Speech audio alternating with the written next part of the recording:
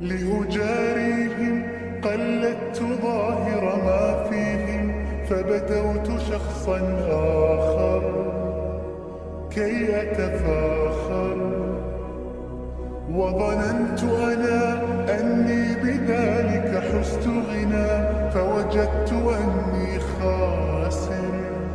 فتلك مظاهر